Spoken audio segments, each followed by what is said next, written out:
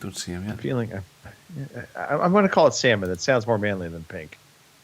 No, it's pink. I like pink tops. So Just it's went fine. straight gay. Yeah, totally gay. Why did I not see I you? will offset you. I've got my military digital camo on, so there you go. I'm ready to go to the Ukraine. Nice. Yes. Where is Pete? Pete is right in I'm front of here. me. Is Mark on the call as well? He's supposed to be, little fag. We throw that. My wife throws that term around far more than You little fag. No, It's- Oh God, it's- yeah. It says that he's on the call though. I know. I've been trying to add him because Oh. he shows yellow, like away from his computer, and I was like, oh, "Come on, Mark, get on the call. Get on the call." Oh. But I don't think he's going to show. He told Martin he was going to be on the show. Oh, did I? Yes. Hey, we're live apparently. Right. Let's just start.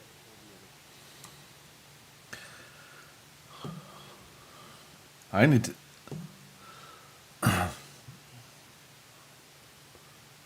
I need to see your camera. I don't see it.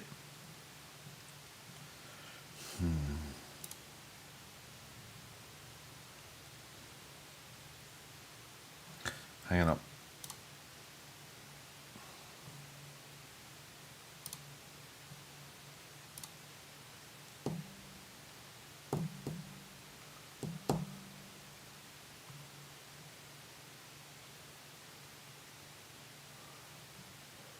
Give me a break.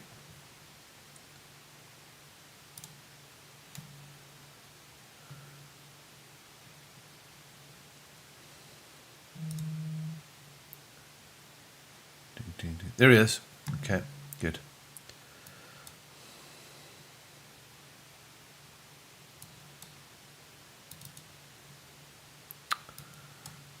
Damn it, Skype, let me make me bigger. How do we do that again? How do we do that again?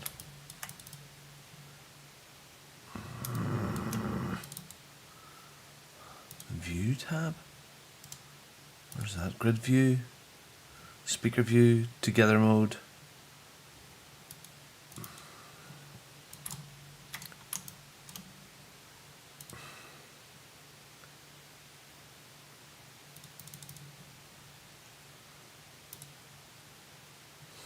Yeah, it's not letting me do it. No, that's only the person's making noise. Oh, come. I'm not even going there. Okay. Damn it.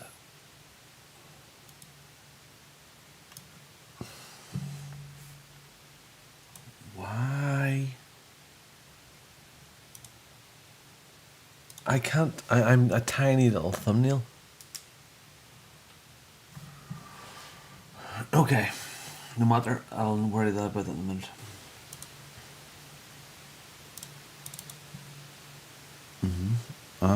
No, on Skype, the Skype window, but yeah, but I may.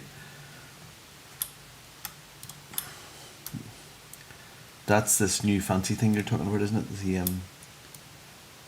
The DC, whatever it is. NDI.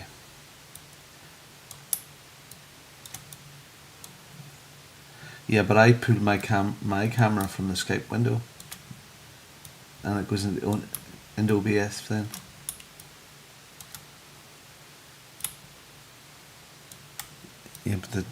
Yeah, but I can. Yeah.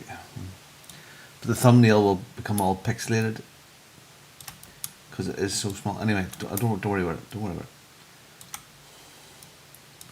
Good. Class. Okay, and then Pete.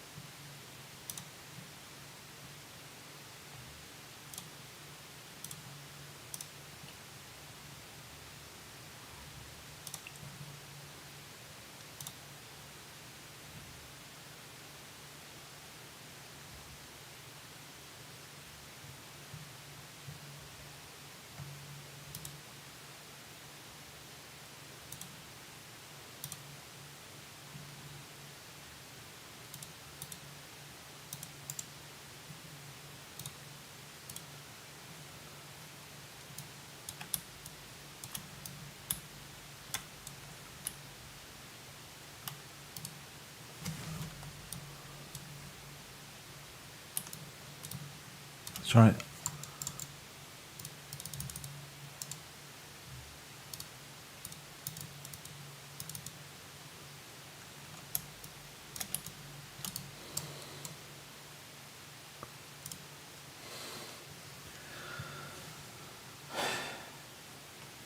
What the fuck?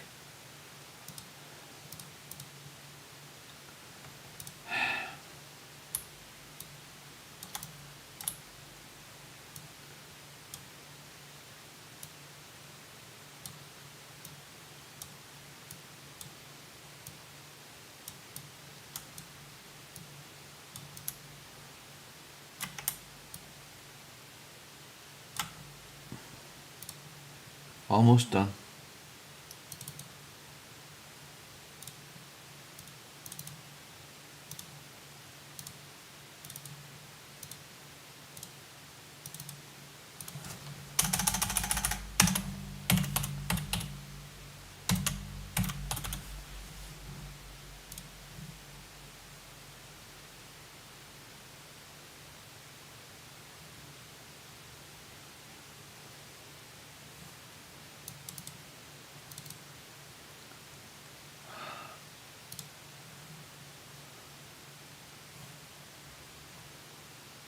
Mhm.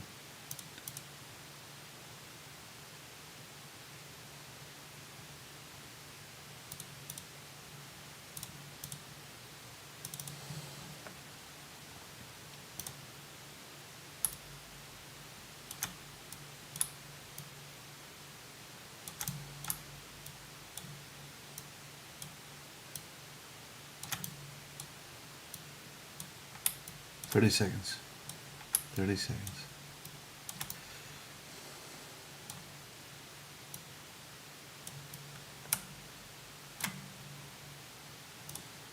Show off.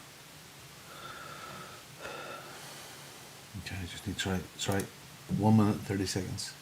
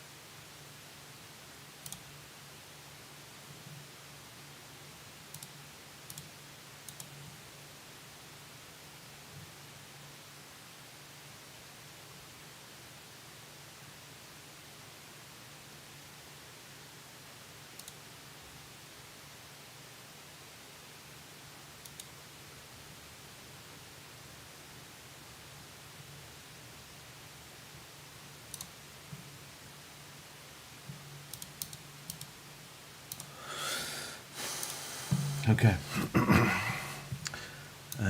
Let's.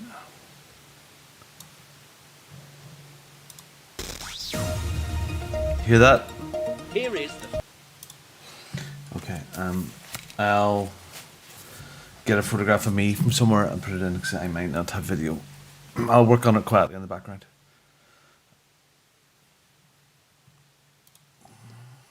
Oh. Okay, transitioning. We should now be live. There's that freaking Rob, thing you're way again. loud again. Yeah. Loudy. Yeah. Okay. Oh, we're gonna have- echoing. Monitor that. And I hear an echo. You hear an echo? Yes. Yeah.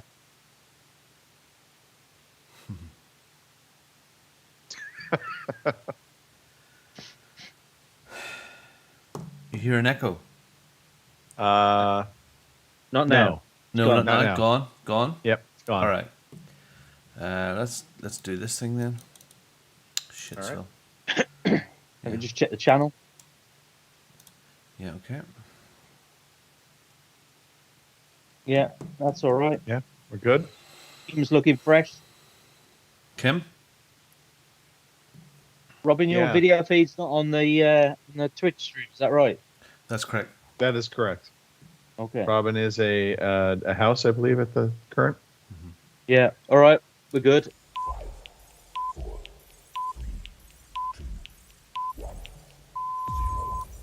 Good evening, ladies and gentlemen. Y'all are listening to the Overseas Connection podcast. Shut up and sit down. Here we go! Would you kindly? I think we're just getting started. Medic! I'm a witcher. I think this is more than you can handle. He sits on his ass all day. Let's do this.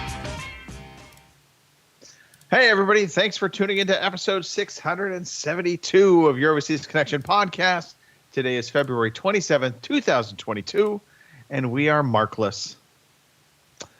I am one of your hosts, Greg DeLacy, gamertag Murphy's Law, OC_Murphy's Law on Twitter. And I say we are markless. We were supposed to have Mark right on the podcast today. I'm just going to throw that out there right up front. Mark, you had made a promise. I'm just saying. I'm calling you out from the get-go. Throwing you under the bus. Anyway, that aside, we do have two lovely individuals that actually made the podcast. They're going to talk about video games. We're going to talk about life. We're going to talk about how we can buy our own beer because we are older, wiser, more mature gamers. Some would say that. Okay, not many. My wife would definitely disagree with that statement. Pete Chin on the podcast. Pete, how are you doing? I'm fine, Greg. How are you? I'm good. I'm energized. I'm Good. ready to go. I'm good to be on. All right. Awesome. Also on the podcast, sporting a fantastic t-shirt, Robin Tate. Thank you. Hello, everybody. Yeah, sporting a brand new fiber connection. Oh, have you got it?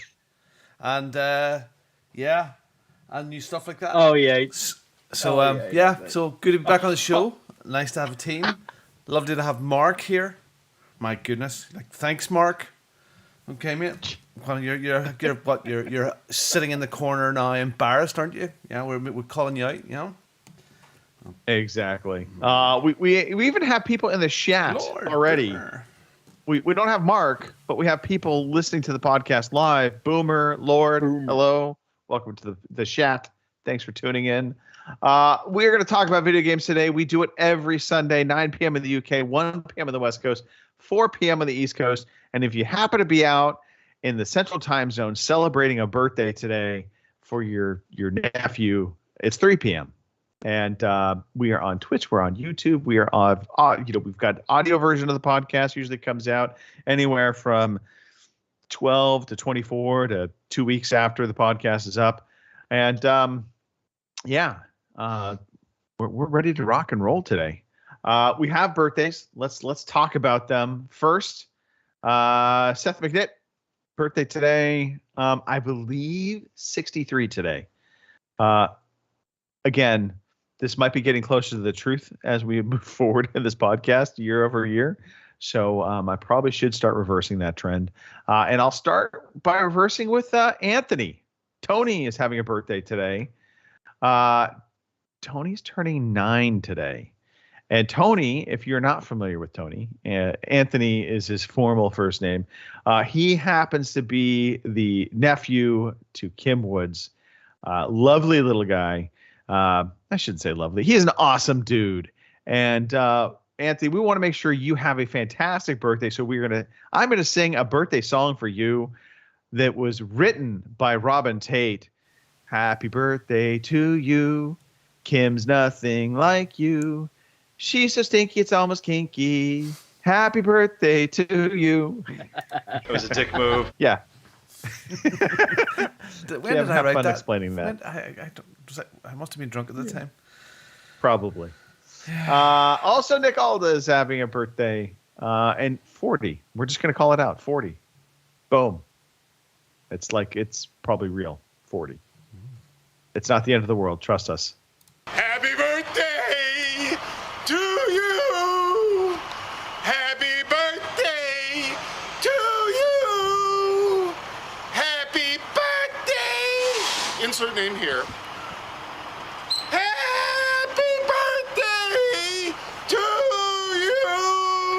Gentleman was not recognized. Also in the chat, by the way, Hardly Dan, congratulations on the multiple bike rides. He has survived. His legs are still on. They have not fallen off. I believe he's been doing the whole riding charity thing, and so that's been awesome. So there we go. Let's get into some story time. Hooray, story time. Hooray, story time. I'm so glad to be with you today. Now, we're going to save the best story time for last, and that will come from Robin Tate's mouth.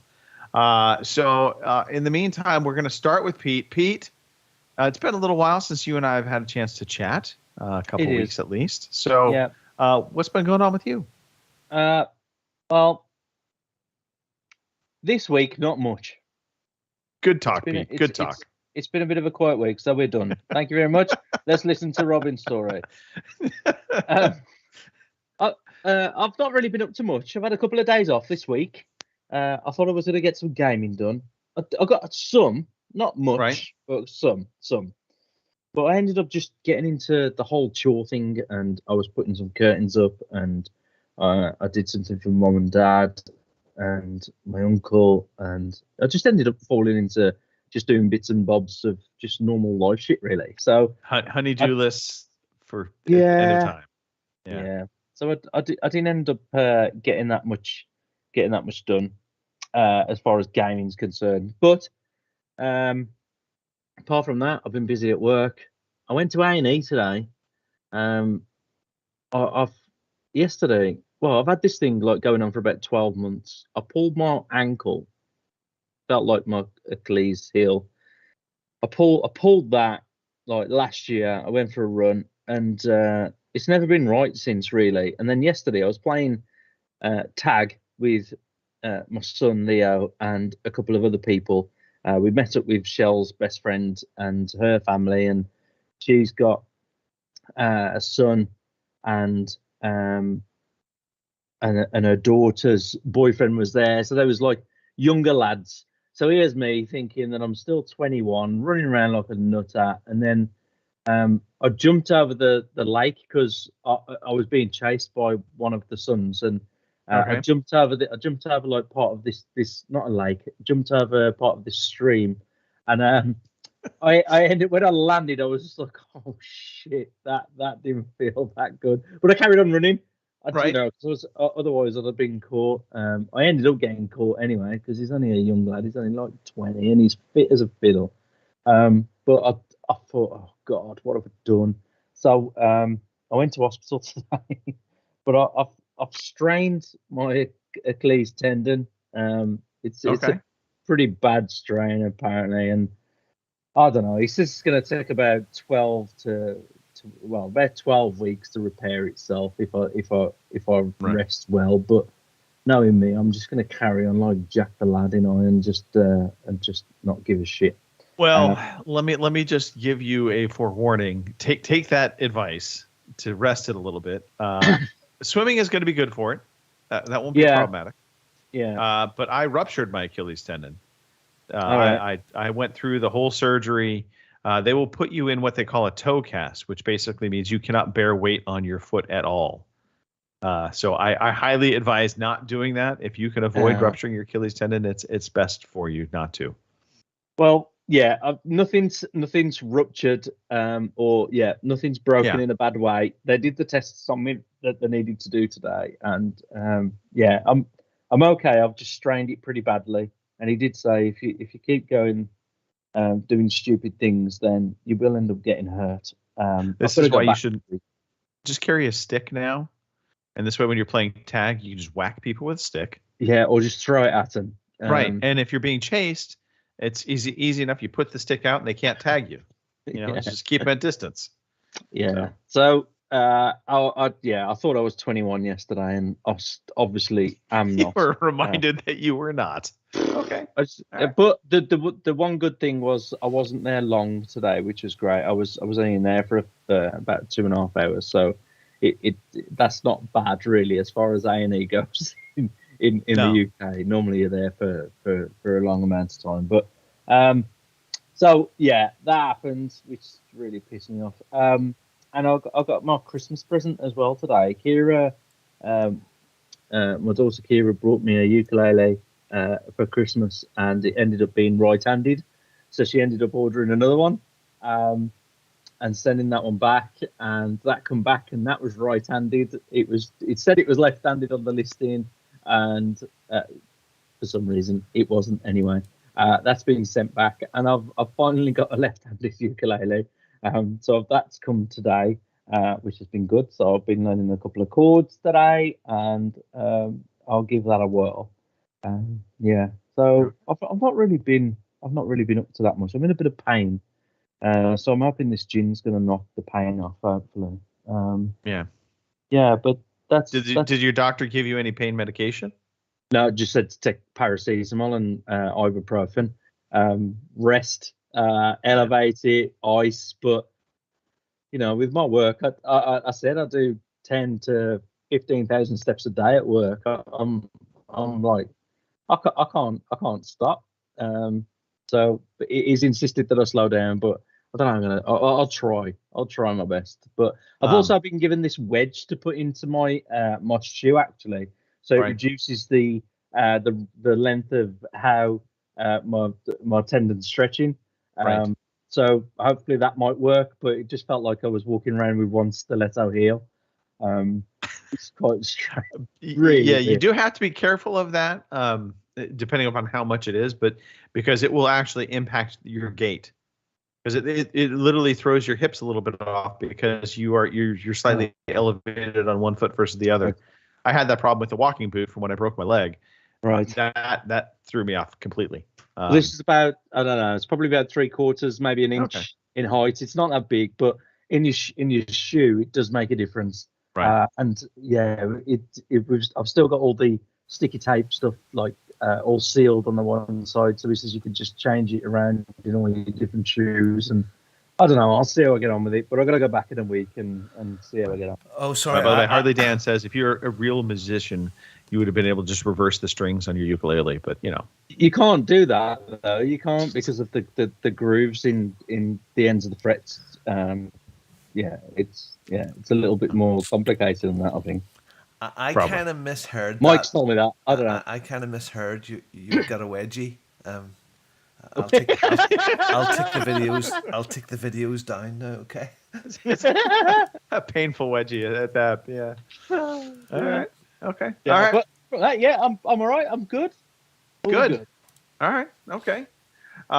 So before we get to the highlight story of the week, I will just go real quickly. So I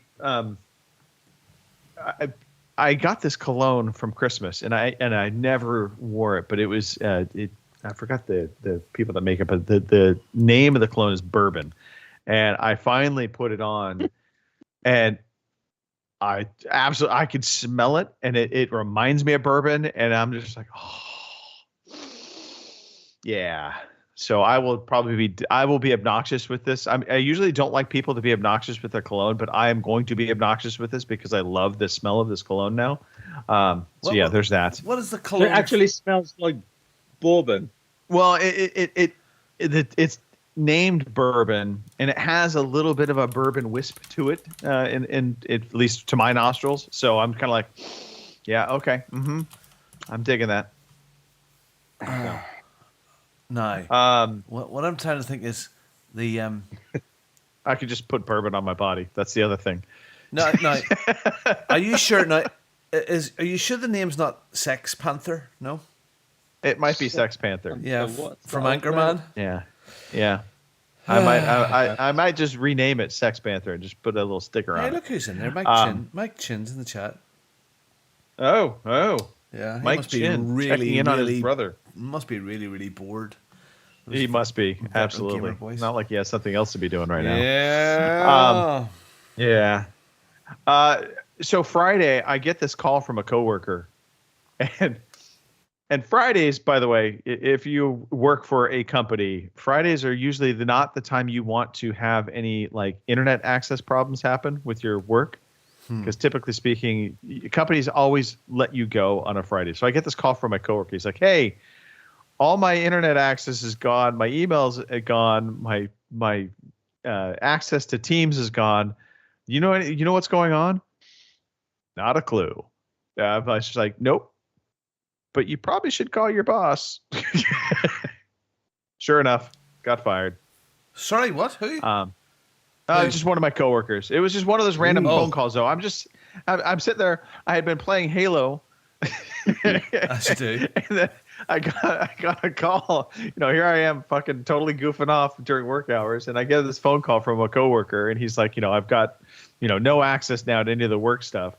And he's like, do you know what's going on? Is there a problem? And I was like, no, as far as I know, everything's okay. I said, but I thought maybe he clicked on a bad email. I'm like trying to think of ways of just say, call your boss because you're probably getting let go. And sure enough, yeah, he got let go. Goodness. Wow, what a way to do that. Well, I That's think the awful. intention was to call him first, but Really? much like our administration, things don't exactly get done properly sometimes, and so the access was all cut off before the phone call was made. So, yeah. Are these direct employees or are they subcontracted? He probably was a contract worker, contract Okay. for hire, All right. but I mean, they still. We're a California-based company, so we still have to do certain things and due diligence. But he was an at-will employee. They have to have cause, and part of the cause was he just wasn't really doing his job. He was in sales and he wasn't selling, so that's problematic at the end of the day. God, what a performance review. Yeah. Fantastic. Well, I shouldn't say fantastic. I'm really so I started a new audiobook. Okay. Robin, you had recommended Mind Bullet, which I have purchased, and it is on download. Okay. But I saw another book that had R.C. Bray as one of the narrators, and I was like, well, this is from Audible. It's one of their included books. Oh, okay. And it's called Yesterday's Gone. Oh, yeah. Yeah, I've done that. And so I started listening to this, and it's interesting because it's about like 7 different characters, I want to Yes, say. Yeah. And they have all different narrators doing the different parts of these different characters, so their perspective. So R.C. Bray does one character, another narrator does another character, and it's an apocalyptic book, but I haven't gotten far enough into it to understand what the actual apocalypse is. If it's aliens, if it's the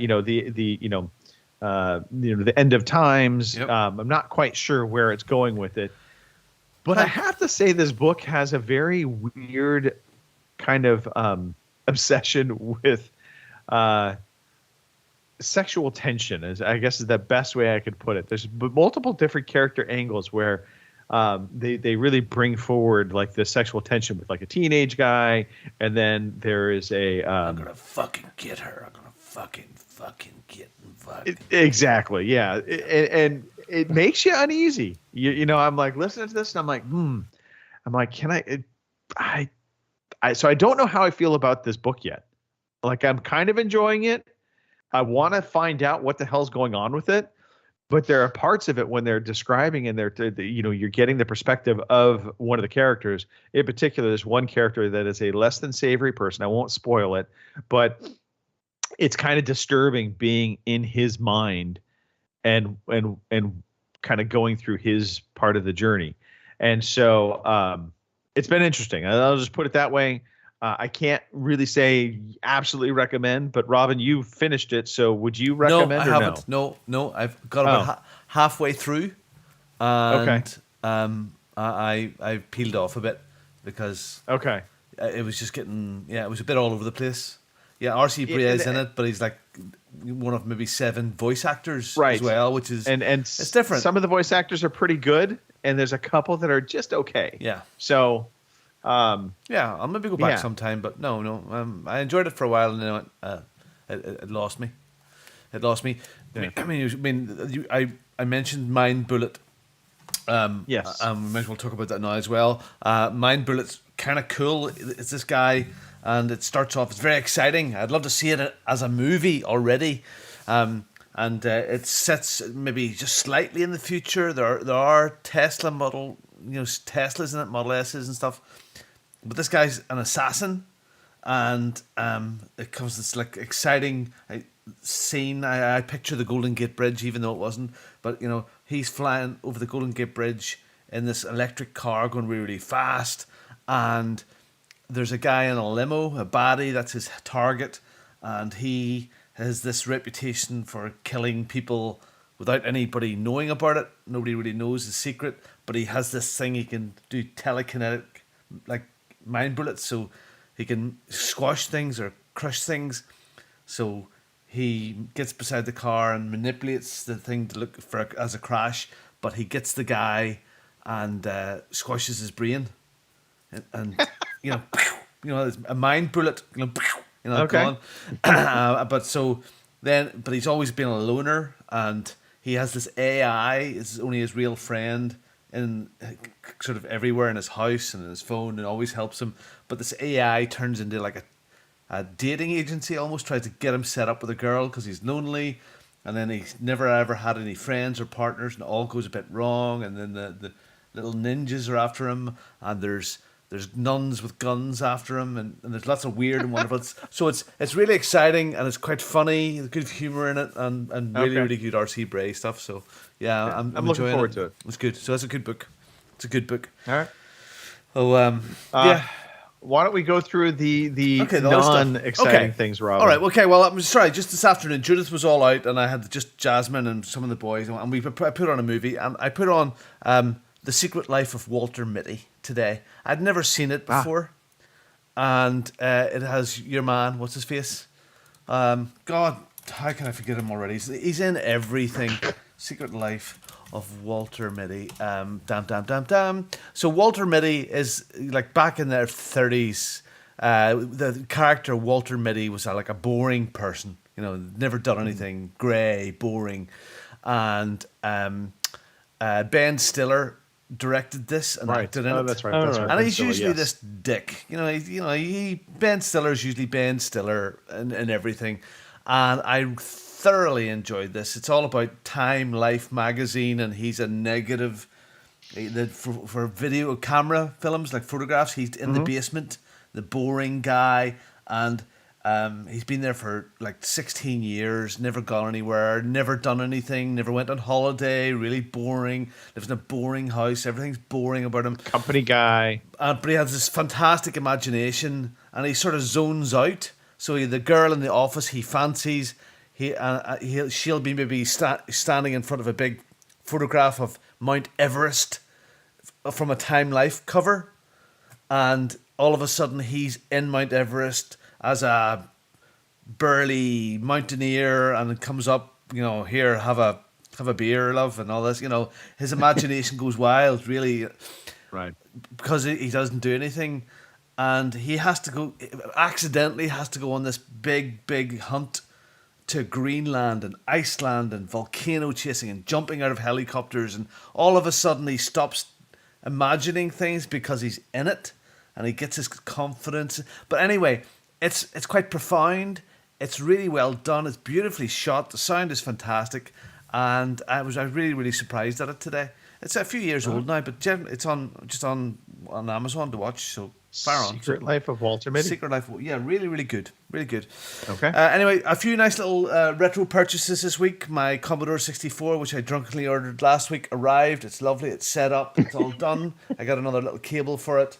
And the disk drive that I bought for another one a while back works really well. It's all set up and hunky-dory.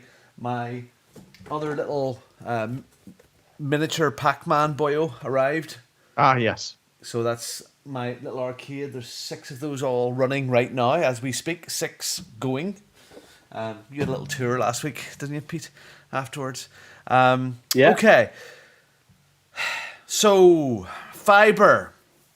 As we all know, we had installed. Everything's great. We had a few problems getting the fiber in. There was 3 attempted installations, and the installation went in. And last week, they had fitted the machine and the box, and then when they went out to the telegraph pole on the road, there was no light, no signal getting through. So they said it would be 48 hours to get it sorted. Right. So Yeah. So that was last Thursday, or last Wednesday. And then, when did the snow come? What day was this? All the snow? The next day. The next day the snow hit. The Yeah, next the next day, your car is covered in snow. Absolutely. And so I just started laughing. I'm that like, morning, I'm yes. guessing So the morning, yeah. so I took that photograph, and that must have been that was one day this week, wasn't it? Oh shit! Was that your car, Robin? I Yeah. thought that was Greg's. Yeah, no, that was my car. Oh. Covered in snow. No, I don't get snow like no, that. No. So cleared the car, went down out of my house, down the lane, and the first little bend, and I go, fuck, this telegraph pole is knocked down. I mean, completely cut in half. No car around. Tractor marks on the ground, whether it was either the tractor had did it or quickly pulled someone away. So I arrived home quite late that night, late on in the evening, and what hadn't been done then, so between then and 7 in the morning or 8 in the morning, it had been done. So I'm going on, God, yeah, friggin' hell, wow. So I get home a bit later on in the day, and as I'm driving back up the lane going, yeah, this is a post being replaced within hours, but I'm going, what are those cables hanging down?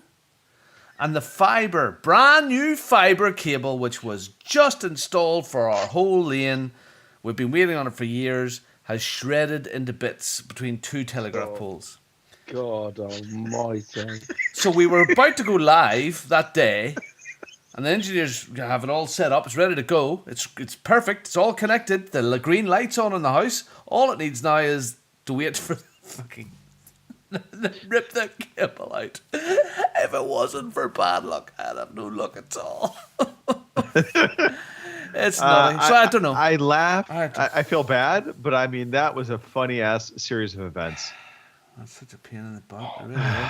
The curse that is fiber. It'll come, but I don't know now. I will put a call into them tomorrow, because I just don't know. I mean, I'm sure they're aware, because looking at the cable down the lane, there's at least one house affected. Right. They have the new fibre cable into their house now as well, so they would have been after that point. So maybe next week, but God knows. But normally, when you've got it installed and up and running, there's a clause in there they have to get it up and running within a certain time. So if you had it installed and it was working, they would have had to have repaired that within a 48 hours. Well, yeah, it was a normal repair, but we don't have generally psycho kamikaze tractor men knocking massive brand new telegraph poles and breaking them literally like a stick in two. I think that's they didn't actually get it fully installed, so therefore. No, well, this is it. Yeah, it wasn't working. They didn't have the connection live. Yeah. Oh wow. So that's so much bad luck. So I don't know what they do. I mean, do they just does fibre? I think you can connect it up, so they'll probably have to cut out the couple of hundred yards and they'll join it up. Yeah, you can join. I mean, I was going to put the sellotape down, or Reynolds wrap or something, and try to. It's a little bit more delicate than that. Yeah, I think you should go for it, Robin. Just take a chance. I just see what happens. Just don't get it. By the way, just wondering, there's a lot of people in the chat about stuff. So we were chatting just before the show about the Steam Deck gaming stuff. I wonder if anybody has had an email yet that put their deposit down, because the emails were supposed to come out from the 24th onwards. So does anybody know anyone that has had that email to say, do you really want it? So just putting that out there. I have not seen anybody in and amongst our chat groups say they've got it yet. I do know, and we talked about this earlier, Robin, as well, that once you get your email, you have 72 hours to respond to it. And if you don't respond within 72 hours, then they open your spot to the next person in queue. Okay. But 72 hours is pretty generous. I mean, that will afford you the ability to check your email. You don't have to be like every hour, click, renew. Yeah. Why? I'm not. But yeah. It doesn't make me a bad person. I prefer 2 weeks with more delay time. Yeah. But yeah, Pete, you might have a problem. You might have a problem. Good job I didn't click on ordering one. Oh, yeah. Anyway, all right. And on the live stream we have Kim Woods 3 now. This is Kim Woods, and this Kim Woods, she works in business development, and I think she's from Tennessee. And this is our latest Kim Woods. So every week that Kim Woods is not on the show, we'll have a new Kim Woods. And you can look up, if you search for Kim Woods, you can find her LinkedIn profile there, and you can say hello to her. The crazy part is I'm pretty sure there's a lot of Kim Woods out there. it's You cool. you throw a stone, you'll hit one. Cool. According to Hardly Dan, if you were in the Q1, you should get an email within the next few weeks. If you're Q2, like me, then you still have some time to go. So That's all right. We'll keep cycling. There we We'll go. keep on giving you money. there you go. That's it's a front. That's it's a front for his Steam Deck. Really, Exactly. It's not for charity at all. He's the charity. If you really look at the Still the one. the parent group of the charity, it's Hardly Dan's bank account. Have you both? Yeah. Yes. Ye. You know, I don't know. I mean, you could say I'll just bring my Switch with me when I go traveling and I'll play it, but I haven't done that yet. And I'll probably when I get this, probably won't do that either. Yeah. But I just gotta have it. Just gotta have it. Gotta have it. All right. I'm with you. I mean, I don't really have a good use case scenario for it outside of traveling, but I don't travel that much to warrant it. But I'm still going to get one. I've come to the conclusion I'm going to get one. Yeah. All right. Let's transition into games. Games. But if you're gonna play the game, boy, you gotta learn to play it right. Yay. Yes, Hardly Dan is now realizing that we have caught on to his scheme. Emotional damage. Mark Wright trying to make excuses, saying, "I didn't promise. I was told." Yeah. He promised. Yeah. I heard it. know. We have a recording of it somewhere. I'm sure. Okay, let's talk about the games we've been playing. Oh yeah. Pete, I know you had a fantastic week of work. There are some games that I know you want to talk about. I think we need to talk about Halo Infinite's campaign vehicle control because I know that angered you. I have a solution for you. It may not be perfect, but it's better than probably what you were experiencing. I'm not even going to welcome it. Not even going to welcome it. I'm really sorry. Yeah. That's And okay. maybe for the listeners, I think it's probably useful that you let them know what that option is. But I got to a point where I was just completely like, I'd had enough. So I fired up Halo 5. Sorry. In what? Sorry. campaign. In what way, Pete? You know. Well, one, Pete was trying to drive the Warthog. Let's just put it out there. I don't like how unrealistic it is when you're on a vehicle. So I was on it was almost like a quad bike. I don't know what it's called. Yeah. Mongoose. I went on this. Funny enough, you silly boy. It's a mongoose. You have trouble with a mongoose? This is like your God-given right vehicle right there. So I went on this. Mongoose. I went on this mongoose, and Say it. it's just uncontrollable. Not only the controls, right? It was so unrealistic. You know, when you like on Gears of War, any vehicle that you drive, it's like it feels solid. You know, it feels like it's attached to the ground. It don't feel like a fly where it's just all up against the rocks. It was going everywhere. This vehicle was, and regardless of how shit my controls were, right, I really slowed this down and dumbed it down to a fact where I was being quite light with it. And wherever I went, it felt like it was just spamming all over the place, this mongoose vehicle. And then all of a sudden, there's another vehicle as well. Is it called a Scorpion? Like this real big, huge tank with tank. Yes. With a big, huge tank with an enormous missile. A missile launcher on top, and it's a tank. You can controlling that, right? Oh my god, I was getting so vexed. It's just Jesus Christ. See, Pete, it's a fantasy vehicles in fantasy worlds with fantasy gravity and different controls. Right. But so is like I don't even know what the vehicles are called. Please don't say Gears of War that vehicles are realistic because they are not, Pete.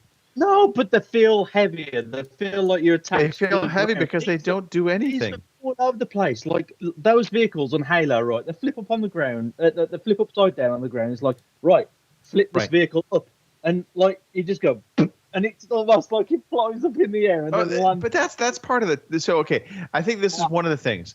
It is part of the charm of Halo, but I understand the hate. I understand the hate. Yeah. No, I wasn't feeling that at all. I just felt like. Oh God, yeah. Because when in multiplayer, when you have you shoot the vehicle with a rocket and it goes flying and it's tumbling and I mean you will get laughs, but I get it. You wanted something realistic. I will just say this to anybody listening to the show: if you are struggling with the vehicle control, one of the things you can do is remap Learn the code. vehicle control. I put it on my left thumbstick.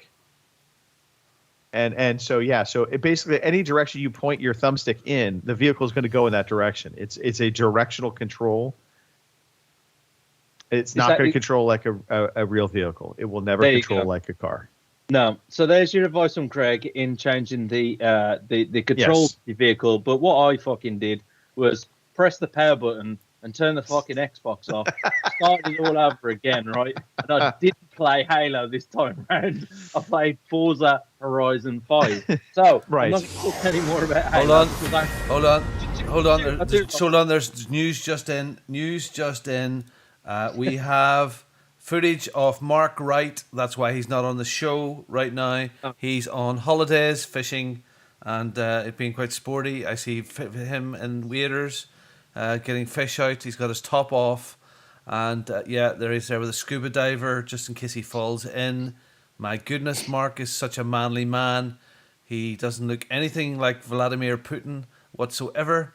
But yes, that seems to be Mark's holidays, and that's why he's not on the show this week. Everybody, so that's it. So yes, Mark's on holidays. I like it. All right, and apparently I am now living on Kim's highway because I just have vehicles driving by. All right. So I lost interest after all of that vehicle control shit and the whole.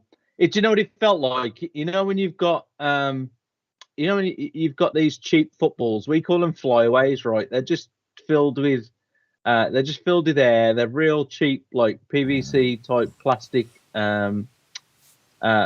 footballs. You pay about $2.99 for them instead of like a leather size 5 case soccer ball. So it felt like that. You kick it and it just like it just fucking goes anywhere, and that's what these vehicles felt like. I know. I got so fed up with it. It was unreal. I hated it. That absolutely infuriated me, and I kind of wish you had streamed this, Pete. I kind of wish this had been caught on live stream.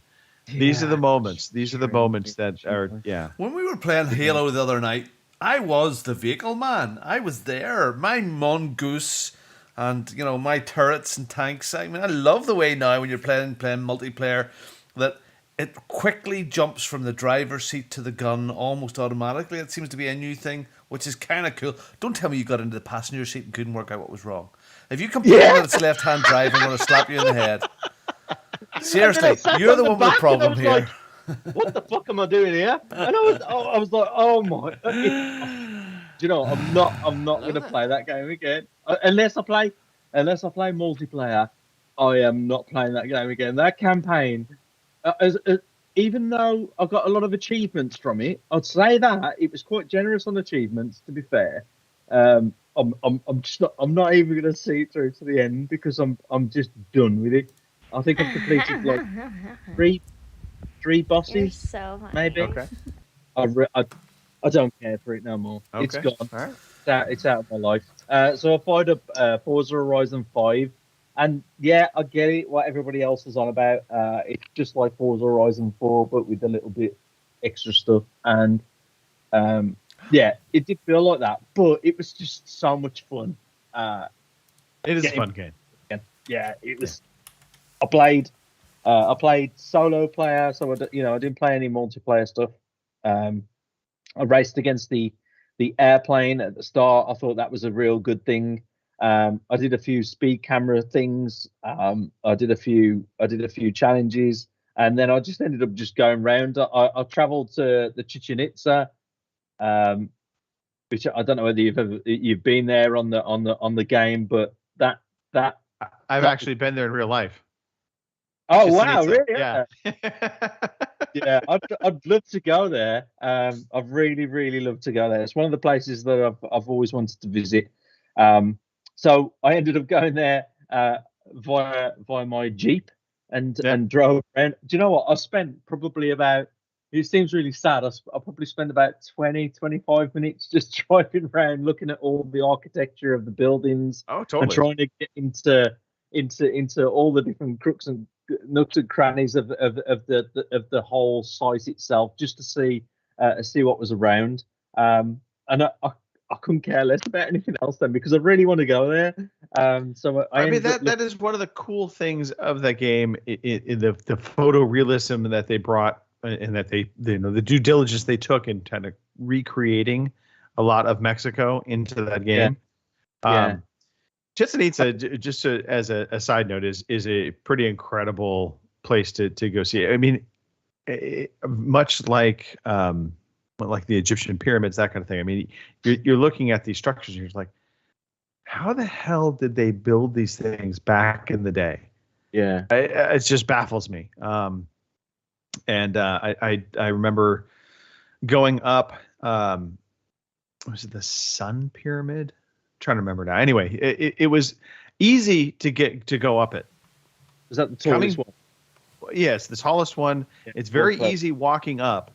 However, walking back down, you don't realize how steep that climb up is, and so you're coming back down these stairs, and it was absolutely like they had a rope in the middle that you basically would hold on to come back down. Well, especially when And, you're covered in blood. Yeah, Coming back down again. Yeah.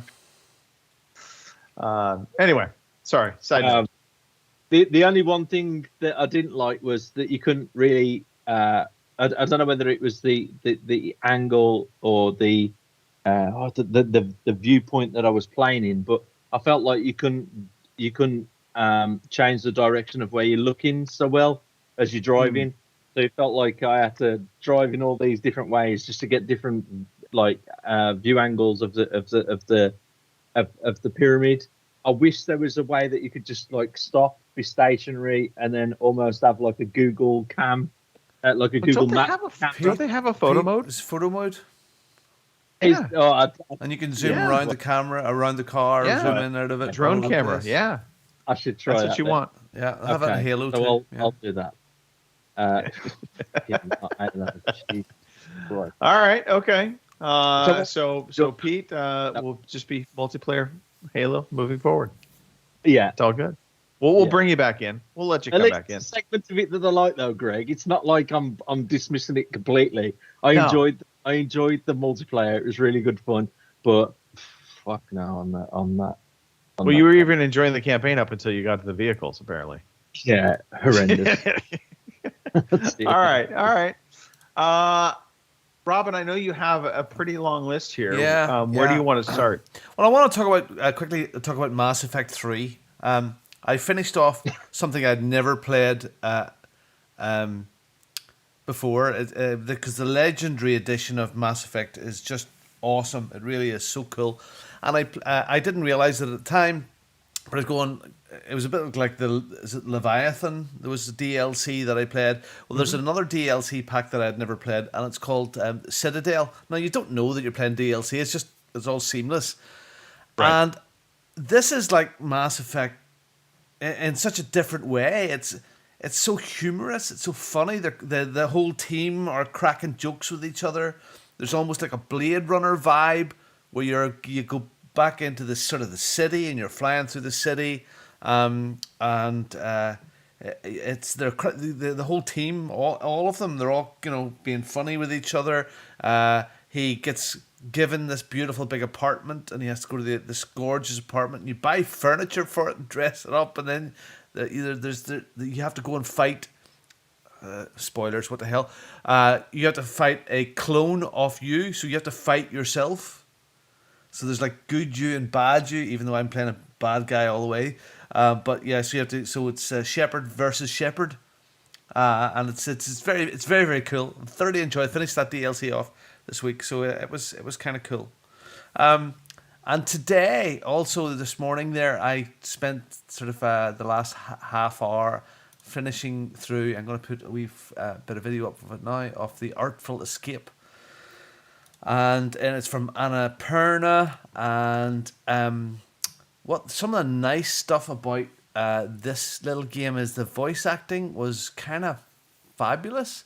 Carl Weathers is in it as some of the voice.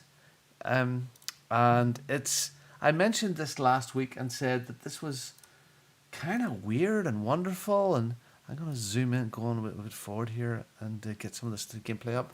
So you're like a budding musician, and your electric guitar, and you don't want to be a folk singer, but you end up flying all over the universe, doing weird and wonderful stuff, talking to these weird and wonderful creatures, playing music, and it's like you're like Guitar Hero, where there's certain creatures that will play. You jam with them, so there'll be you have the green, red, two playing different strings.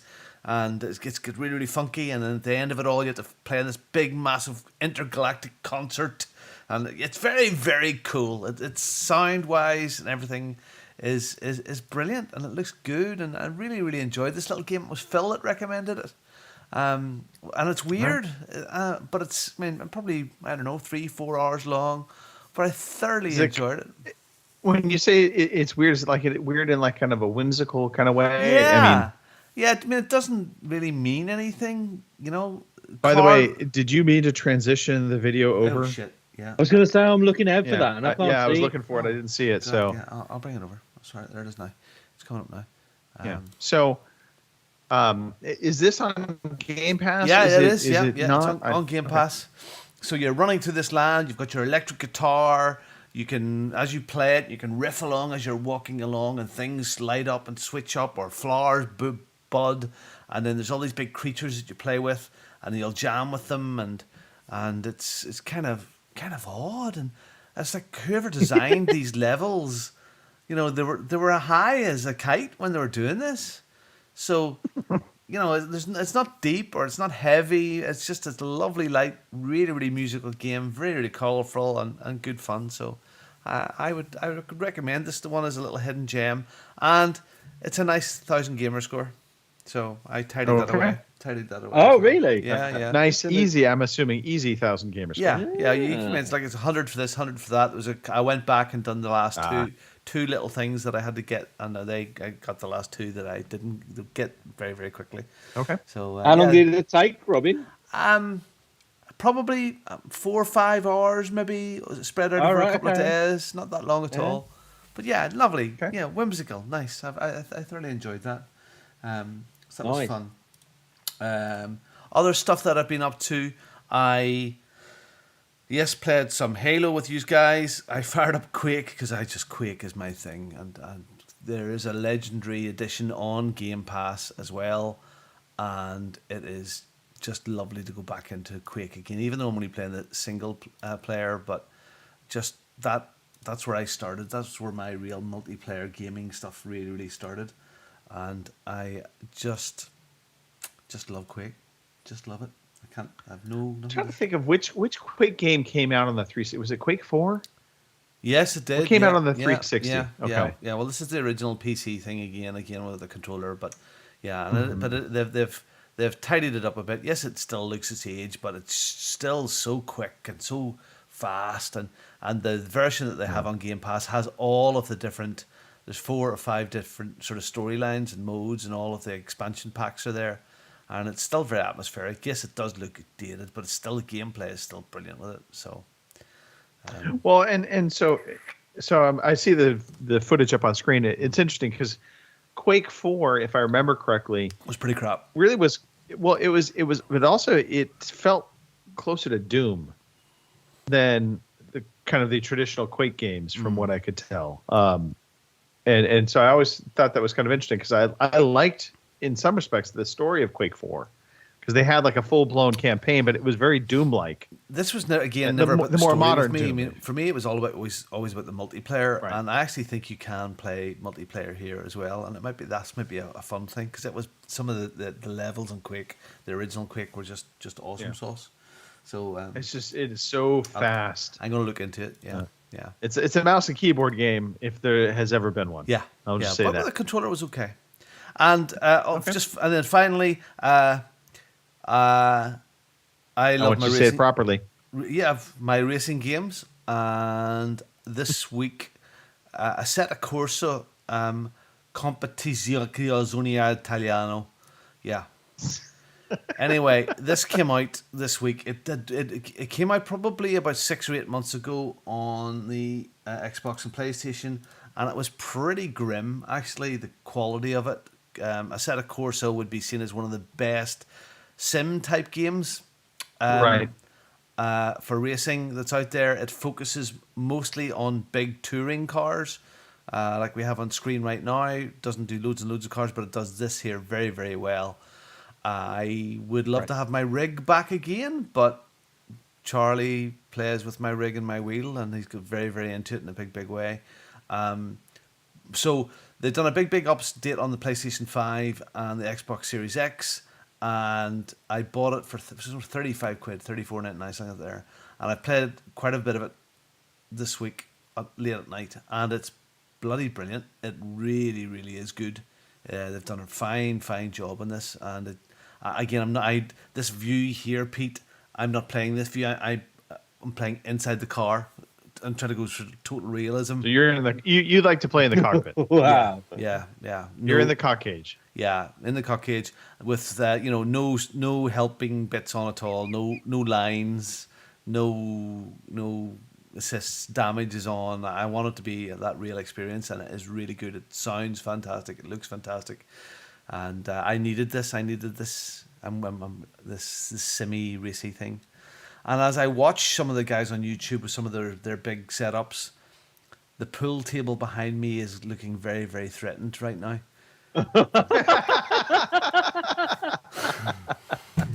Really? I would consider building a really, really good rig. The one guy out there at the moment, and it's just unbelievable. And he has 3 65-inch screens wrapped around him, and a fourth one up above. Is this gonna have hydraulics? I mean, are we talking? I would full love 9 to- yards. I would, or- yeah, okay, yeah. I would love, How much would something like that cost? that's easy. 10 grand. At least. Easy. Really? Yeah. That's gotta be. Yeah. The wheels are ridiculous. Yeah. The wheels and the proper pedals, and it's a massive rabbit hole. I mean, I bought the rig. I bought the rig that we have now as a second-hand rig, and a basic enough wheel. It's a really good wheel, but it's still a basic enough wheel. But yeah, I think Charlie would absolutely love that because he's in it in a big way. So yeah. Anyway, I love how you put it on Charlie. Charlie's gonna love that. Yeah. Yeah, It's Charlie. just for the kids. I'll buy for Charlie. For the This kids. is how you justify it. Yeah, for the kids. Learn this, Pete. This is the good tactic. Yeah, absolutely. So All right, awesome. Anyways, Gosh. so that's what Okay. I'm Well, up to. I don't have a future of buying a rig and putting it into my office. There's no way I could fit it in here. Take your And- cabinet out, Greg. Take that. It took me too long to build it, Pete. There's no way I can do that. I did play some more Halo Infinite single player and multiplayer. We had a great turnout again this week, also Wednesday and Friday. I threw out just an impromptu invite on Friday. We got Robin, Mark. I think Martin joined us on Friday as well. Snoogans joined in on Wednesday. Unfortunately, he joined in right as I had to jump off. So Oh. work does occasionally actually have to be done. But we had some great sessions. Just still so much fun in that multiplayer. I think Halo creating that Fiesta gameplay mode struck some gold with that. It just is such a fun mode, and I think it's a good mode for even the most basic player to be able to get into and not feel like they're just getting their ass handed to them with no ability to ever get the cool weapons. Yeah, good fun. Cyberpunk. I absolutely have been loving this game to death. Yeah. Really? I very much enjoy the story. The story is actually probably one of the best stories I have played through in the past 2 years ish. Even It's better than really Halo? well voice acted.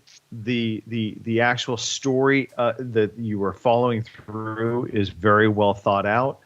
And much like The Witcher 3, the side missions have there's some really good side missions that aren't just fetch quests. I like the fact that they, with the update, and it came with the update, but they gave you the ability to filter within the map. So you're just not looking. One of the things I hate in particular, Assassin's Creed has been guilty of this for me. It's you open that map up and it's just icons, and it's so easy to just get sidetracked by that, but also feel like it's overwhelming. And so I like the fact that I could focus in on just like the story mission icons only, or I can certainly put all of them up there that I've discovered, that kind of thing. But it just feels more manageable within Cyberpunk, and the side missions are great. I actually just played through a side mission where there were multiple individuals, and I'm being coy here, so I don't want to give anything away, but the multiple individuals you had to track down, and they all have different disorders going on with them that affect how they react to you. One was severely depressed and wanted to commit suicide, basically. Others were just kind of mentally goofy, and then others were actually kind of violent against you. And one in particular, I tracked this personality down, and they had set up a trap for me. And so as I'm following them, they stop, and basically it's like, you kind of fell for this. And suddenly I'm knee deep in a firefight that I did not know was coming. And I had to replay this actually twice because my ass got handed to me both times the first go around. I thought I could just easily kind of run away from it. No, not at all. And so just love that aspect of the game. Okay. And it looks great, and it plays well. Although I did have a dashboard crash happen on me, which was kind of the first time I'd ever had it happen. And I'm wondering if it's because I'm using Quick Resume. I could be wrong, but I have been using Quick Resume in Cyberpunk a lot, and that has been working pretty flawlessly. But yeah, Cyberpunk, cannot recommend it enough. I very much, this has been a fantastic RPG. Wow. Yeah. See, I brought this game from day one, and I've not fired it up. Do it, Pete. Do it. I've not fired it up. I've not touched it. When you get into it, the important thing is to really pay attention to the story, and I feel like a lot of people just jumped into it and they didn't want to necessarily pay attention to the story. But the story that's being told in the game is really well done, and it's one that you do have to. I mean, the characters, the interaction, there's emotion that you will get an emotional tie to certain characters that was surprising to me because I didn't think Emotional damage. Pretty much. I didn't think I was going to like one of the side characters that you kind of are buddied up with early on in the game. But the more I really paid attention to it on I think it was my second playthrough, because the first time I really didn't pay much attention. I was kind of lost in the story. The next time I played through it, I really paid attention. I started just to really focus in on that character and kind of what was going on. And I was just like, holy shit, this is actually really good. The story, the character, the voice acting. So I can't sing the Cyberpunk praises enough. Okay. And that transitions me to the next big game. Ooh. So my brother from another that decided to skip the show, Mark Wright, we went in on Elden Ring. I am not a Dark Souls fan. I've tried playing Dark Souls games in the past, but I was like, you know what? I know Mark wanted to play this game, and I was very curious about Elden Ring. So I was like, you know what? Why the hell not? Let's just do it. That's only half the cost of a game to me, so it's okay.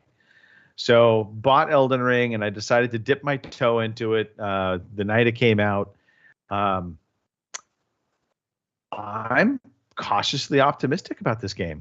And I say cautiously optimistic just because I've never been a Dark Souls person. So, my fear is will eventually kind of phase out of it and be like, no, I can't, I'm not enjoying it. But what I played so far, I very much enjoyed.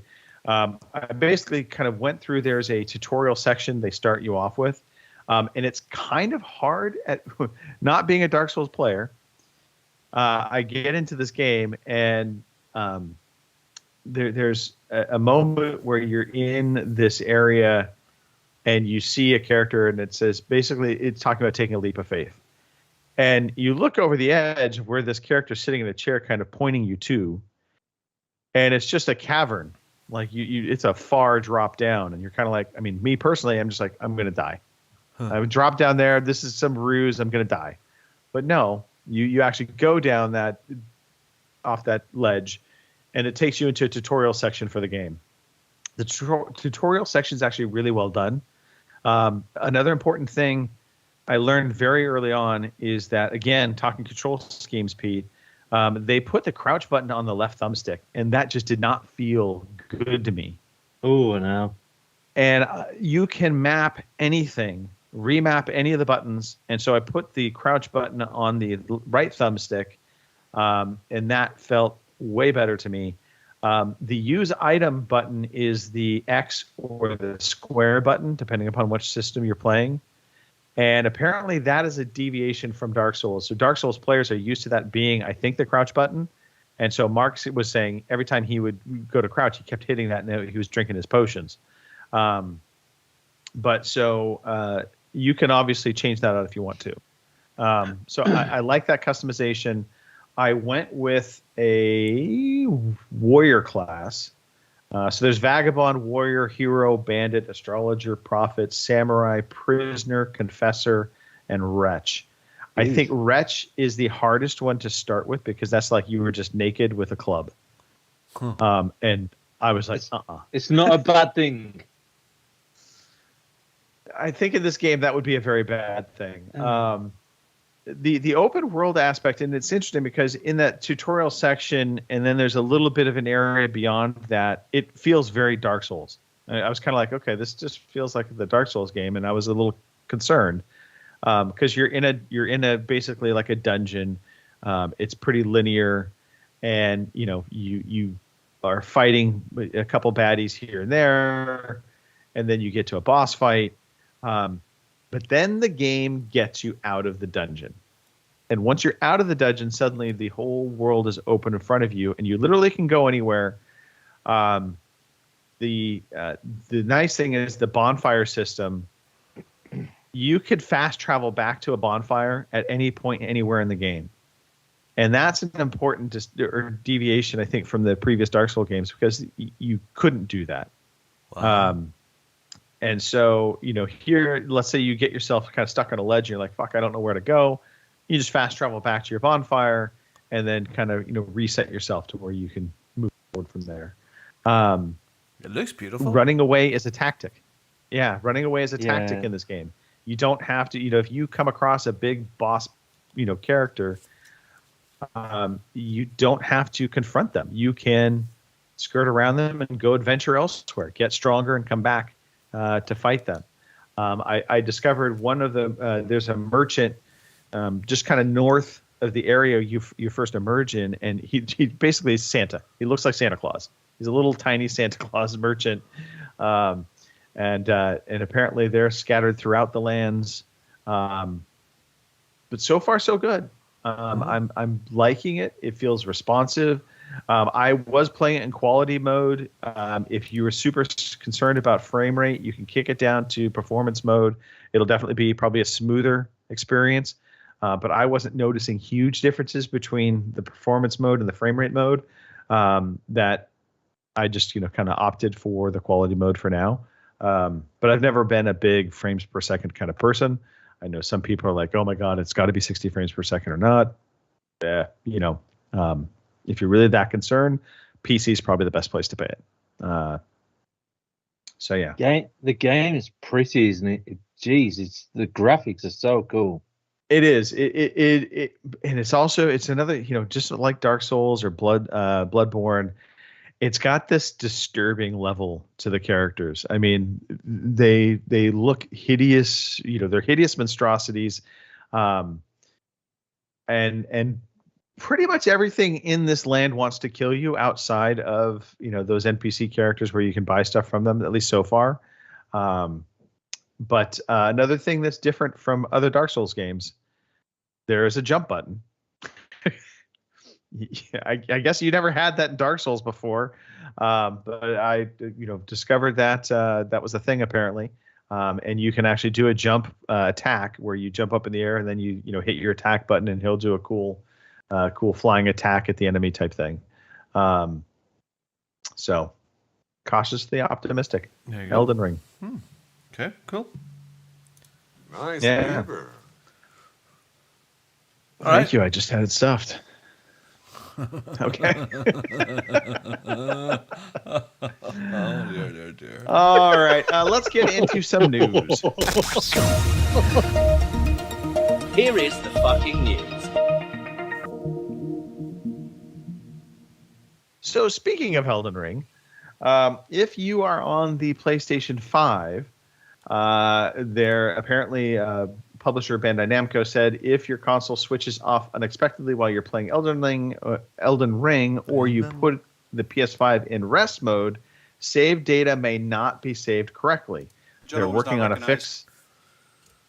They're working on a fix, but for now they say it's best to save your progress manually if you're on the PlayStation 5. Yeah, put it on a cassette tape or something like that there. Yeah, look, this game does have some quirks and bugs to it. I know there's some frame rate issues both on the PlayStation 5 as well as the Xbox Series X. So it's not running smoothly, 60 frames continuously. So I imagine there's going to be some patches coming with this kind of game. It's also, again, a big open world game.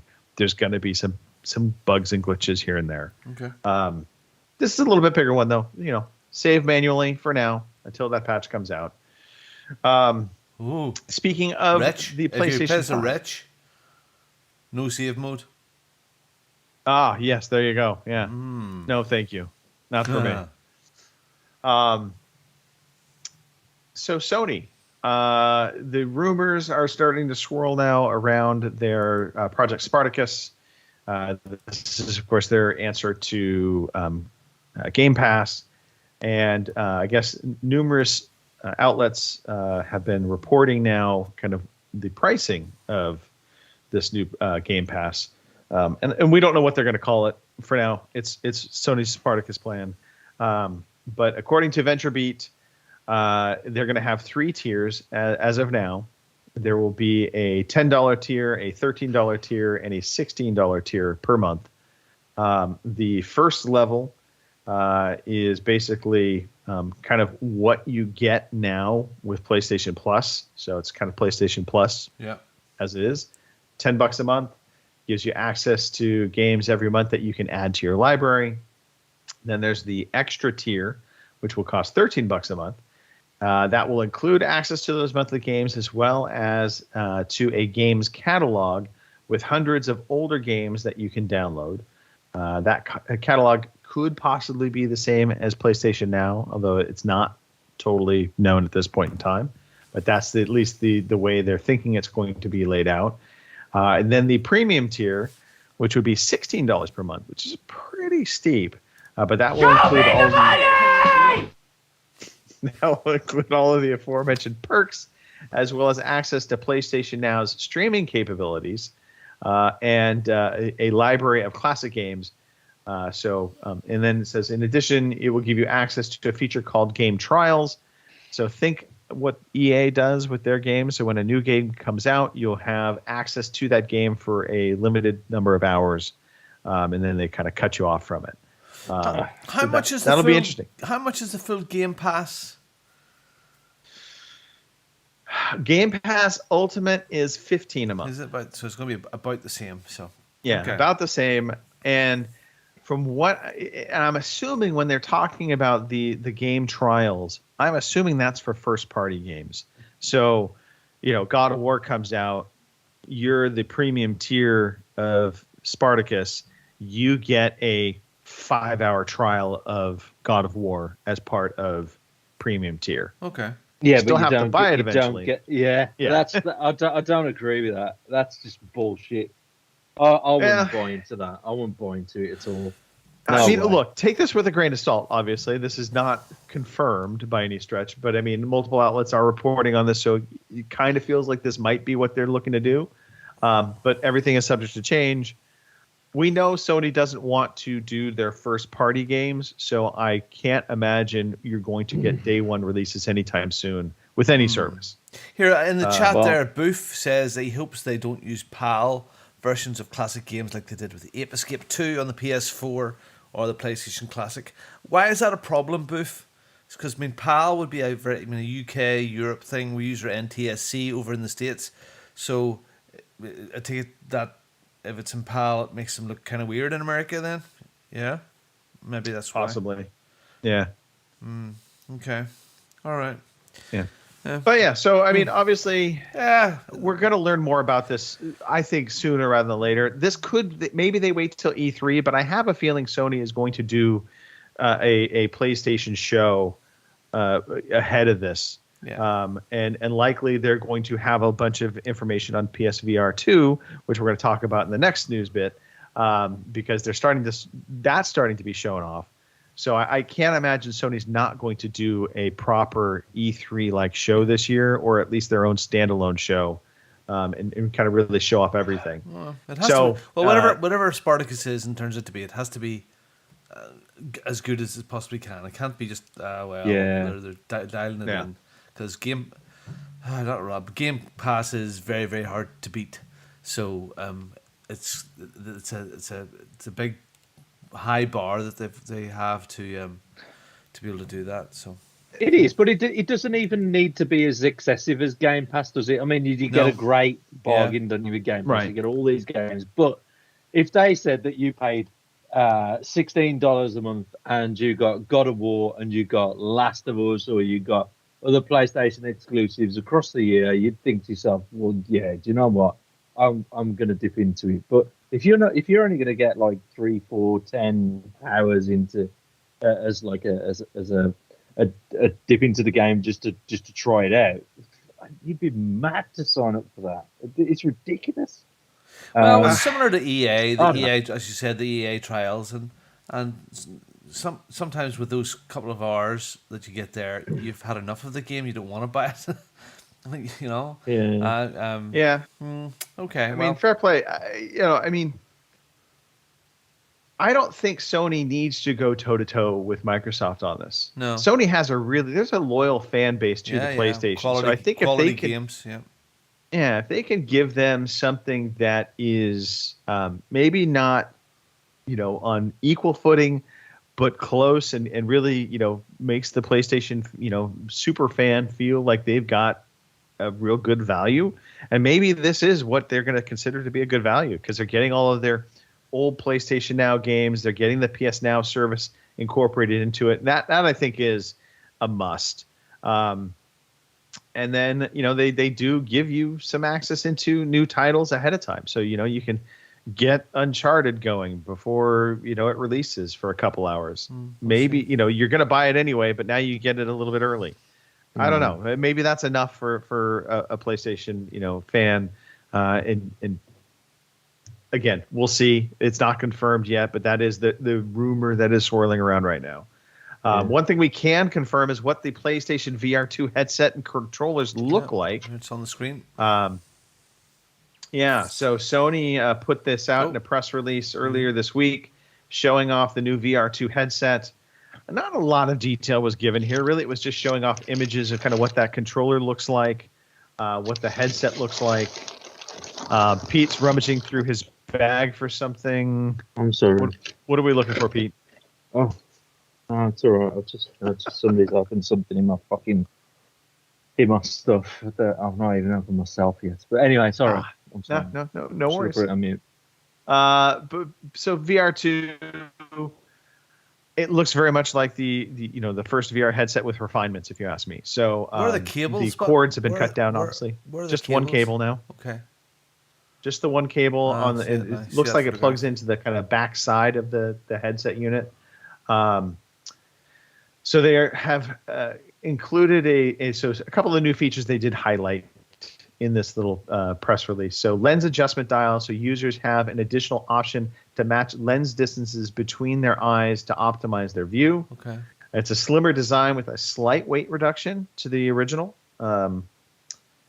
And then they have a built-in motor for headset feedback. So I mean, that's got to be rumble in your head, right? That sounds like what that is.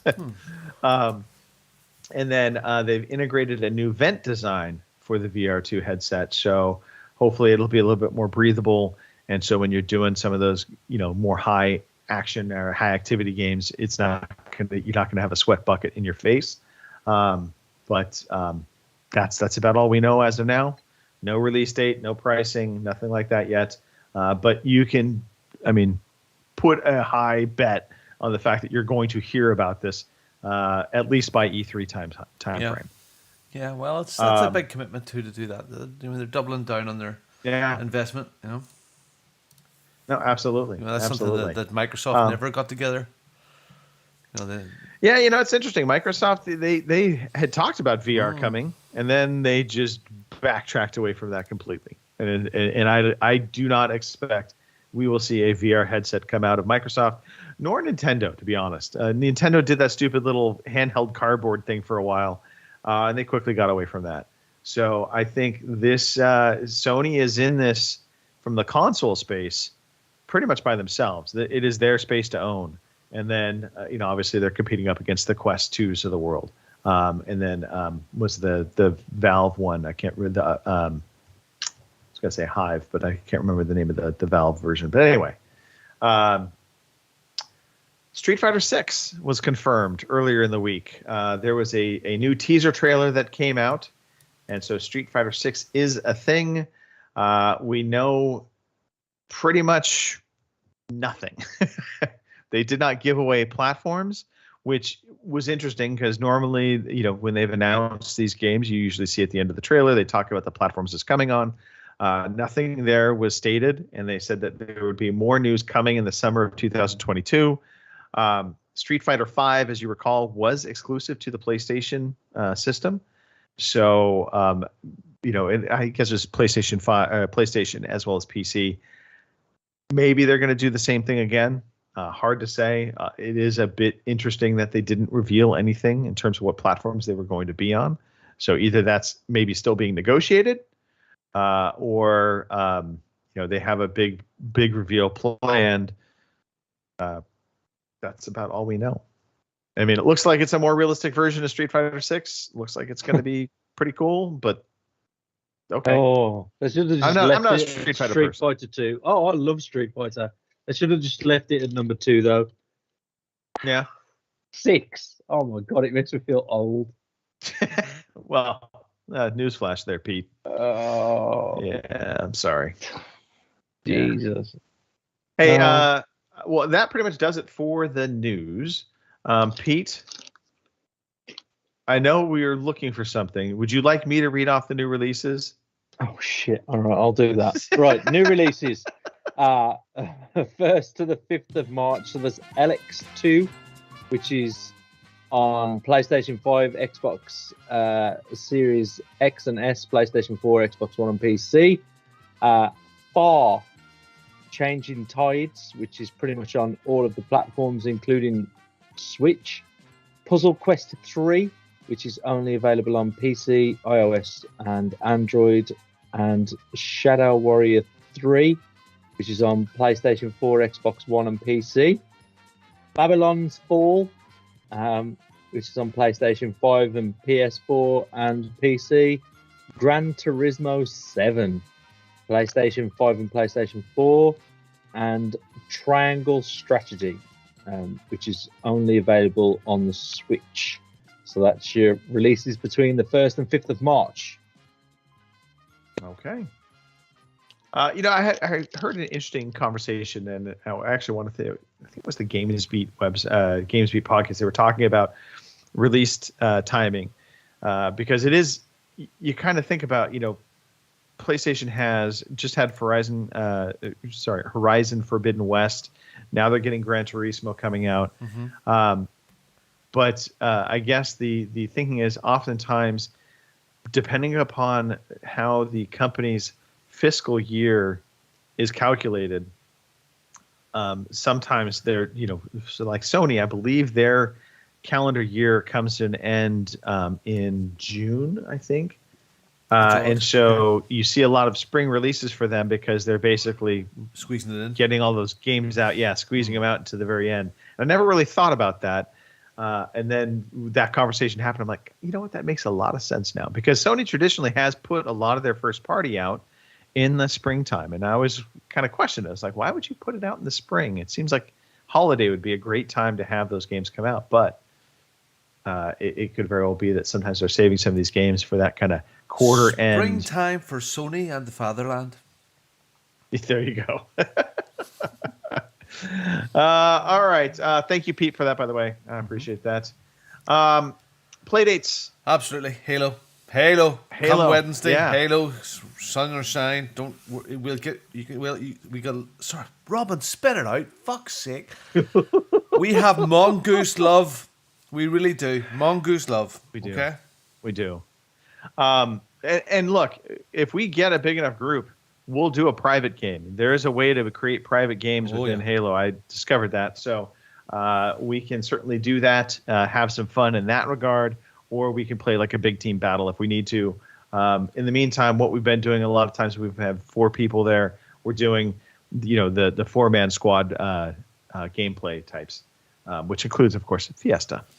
But yeah, so come check it out Wednesday, 9 p.m. in the UK. It's basically 1 p.m. out on the West Coast.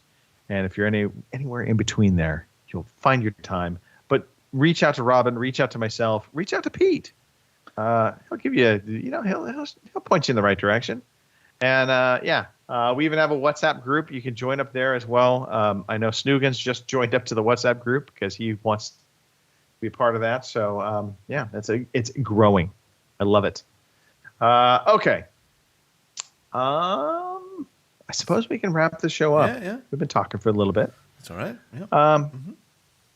Pete, anybody you would like to give a shout out to?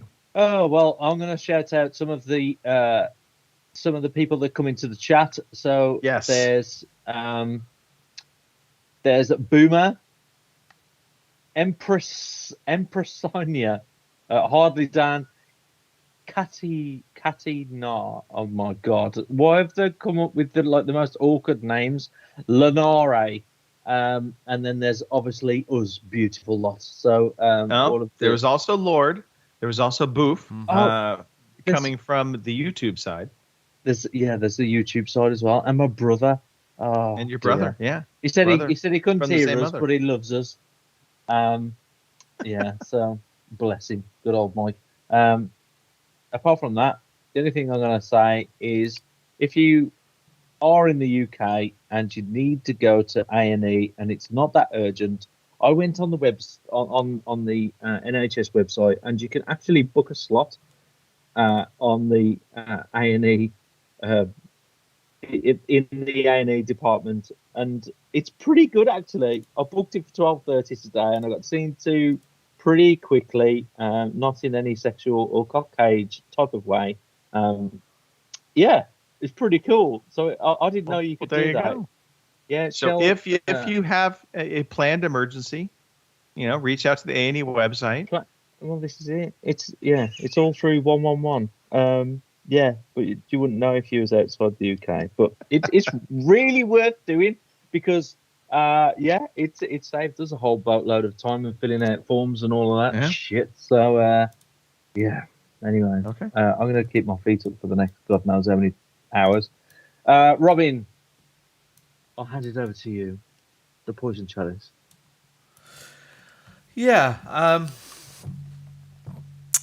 Mark. Get your ass to Mars, okay? Get your ass to Mars. Dan, well done on your bicycle today. The Lycra it just got me, man. It just fuck.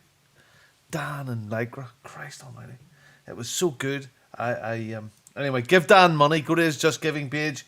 Give Dan money. He's raising it for a good cause, which is really, really good. So please do so. And Kim, I hope you're getting on okay. Kim Woods 3 was much better than you tonight. Much more interactive, and we prefer this one.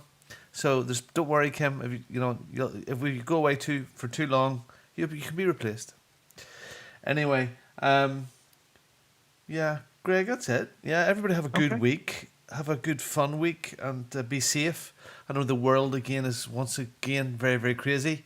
So let's hope we get through this week and we have the first world problems next week of internet connections rather than worrying about the crazy stuff that's going on out there. I don't even want to mention.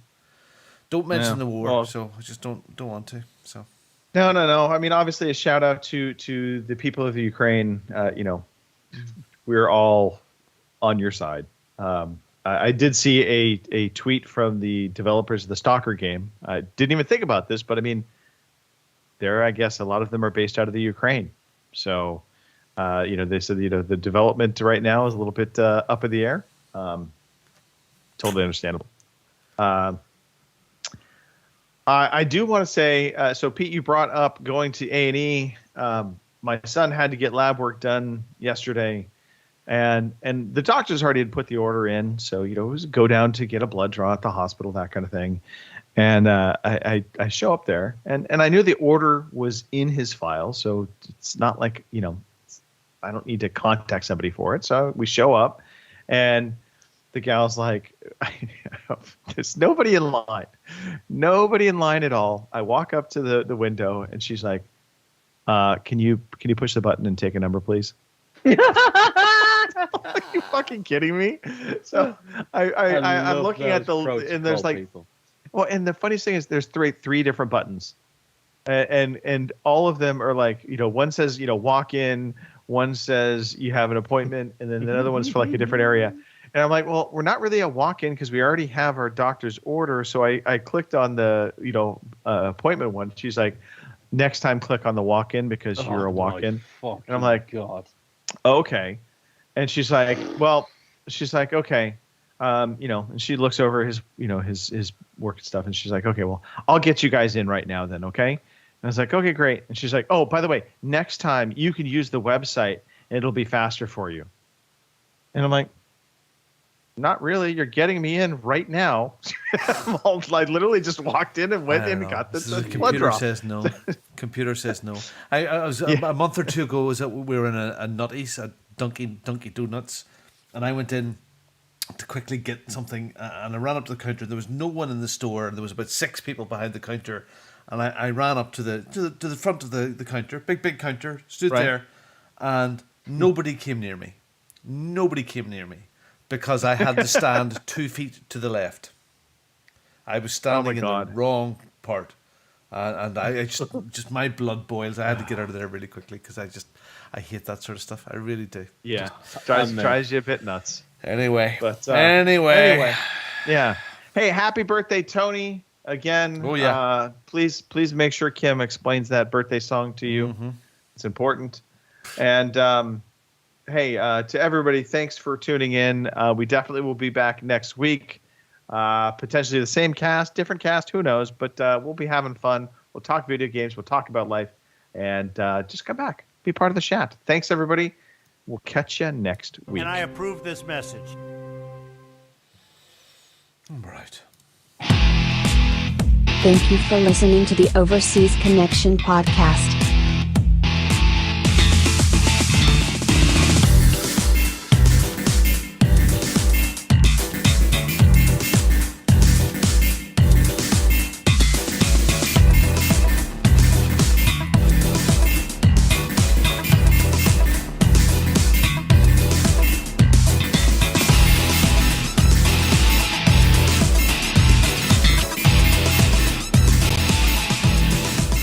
See you same time next week.